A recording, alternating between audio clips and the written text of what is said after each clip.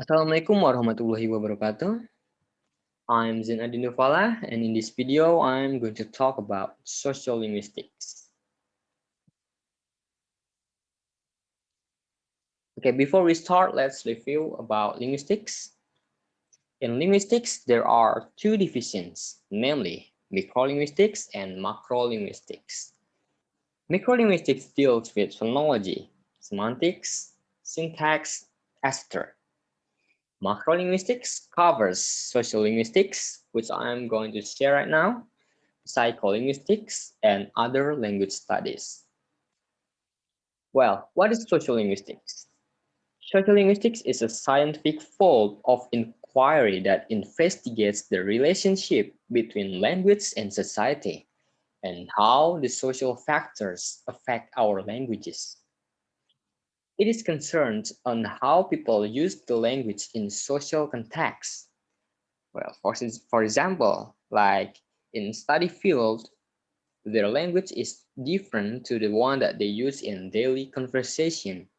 And also, man and woman, they have different contexts in language. There's a full agreement that there is a strong relationship between language and society. The language we use is strongly affected by some social factors such as the social background, the relationship between the speaker and receiver, and the context and manner of interactions, like when, how, where the act of the language occurs. These factors and others have significant effects on the way we use language in our daily interaction. So it has a purpose that we study how these social factors affect the language use. Okay, here's the illustration.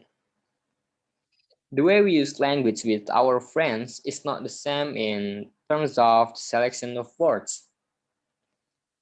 Okay, for example, request to bring something. If you want to request your friend to bring something, you would say, can you bring the book? But when we want to request your employers or our employers, we would say, would you bring the book, please? Okay, this example shows that the relationship between the participants affects our languages. Okay, now we talk about field of sociolinguistics. The first is varieties of language, which is spoken by people living in an area. For example, like the North American people use sentence, my hair needs combing, but it becomes my hair needs to be combed in the mid-north, and my hair needs combed in the south.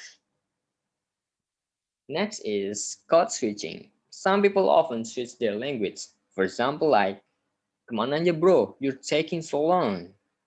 And code missing, like some people say, tadi waktu kamu menelpon, saya sedang chatting dengan dosen. Like that. And also language change. The cause behind the language change is the variation of use in the areas of pronunciation and vocabulary.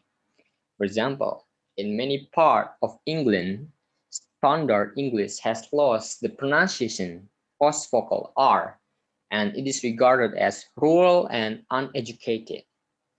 But on the other hand, in cities like New York, pronouncing the letter R is regarded as prestigious. All right, how they maintain their languages and how is their language planning, like using the varieties of or code, function, structural, etc., are also studied in sociolinguistics. A question that we all may ask is why we need to study language in relation to society. Okay, the first point to answer this question is that language and society are interrelated, that we cannot speak about one without the other.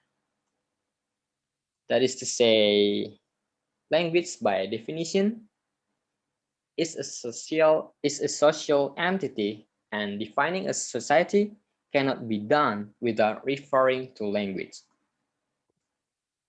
Society is a group of people who share the same language. So we cannot characterize a group of people as a society unless they share the same language. The second reason why we need to study language in relation to society is the fact that the value of language is based on the society and the people who use that language, not on the language itself. We usually tend to produce value judgment on a language based on the attitude we hold for the people who use that language. For example, if we hate people, if we hate some people for one reason or another, it is more likely to hate their language and hold their negative attitude their language too.